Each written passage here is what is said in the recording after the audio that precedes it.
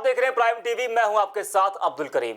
पूर्वी लद्दाख में पिछले कई महीनों से जारी भारत चीन सीमा विवाद के बीच chief of defence staff CDS general Bipin Rawat ने कहा है कि अगर चीन से बातचीत नाकाम होती है तो सैन्य विकल्प तैयार है। जनरल रावत ने कहा कि चीन से कूटनीतिक स्तर पर बातचीत चल रही है।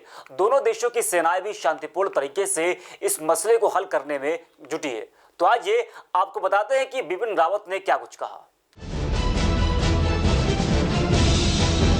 Chief of defence staff general Bipin Rawat ने सोमवार को भारत चीन सीमा विवाद को लेकर बड़ा बयान दिया है। उन्होंने कहा कि अगर एलएसी को लेकर चीन के साथ बातचीत असफल हुई तो सैन्य विकल्पों पर भी विचार किया जा रहा है। गौरतलब है कि दोनों देशों की सेनाओं के बीच अप्रैल-मई से ही फिंगर एरिया, गलवन घाटी, हॉट स्प्रिंग्स और कुंगरंग नाला सहित कई क्षेत्रों को लेकर गतिरोध चल रहा है। रावत ने कहा, लद्दाख में चीनी सेना द्वारा किए गए अतिक्रमण से निपटने के लिए सैन्य विकल्प खुले हुए हैं, लेकिन इसका उपयोग केवल तभी किया जाएगा जब दोनों देशों के बीच सैन्य और राजनीतिक स्तर पर चल रही बातचीत फेल हो जाती है। हालांकि उन्होंने सैन्य विकल्पों पर ज्यादा जानकारी देने से इनकार कर दिया है। भारत चीन सीमा विवाद सुलझाने के लिए दोनों पक्षों के बीच पिछले 3 महीनों में कई बार कूटनीतिक और सैन्य वार्ताएं हुई, जिसमें 5 लेफ्टिनेंट जनरल स्तर की बातचीत भी शामिल है, लेकिन अभी तक विवाद सुलझाने की दिशा में कोई प्रगति नहीं हुई है।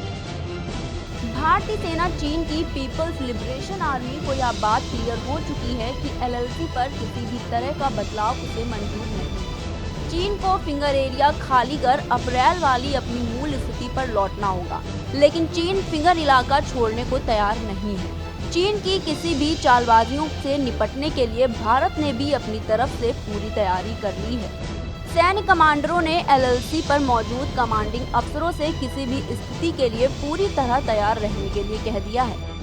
जैसा कि हम सभी जानते हैं कि 15 जून को दोनों देशों के सैनिकों के बीच हुई हिंसक झड़प के बाद से ही हालात तनावपूर्ण बने हुए हैं। इस झड़प में भारत के 20 जवान शहीद हो गए थे, जबकि चीन की ओर से भी 40 से अधिक सैनिक हताहत हुए थे। हालांकि चीन ने कभी भी इस बात को स्वीकार नहीं किया।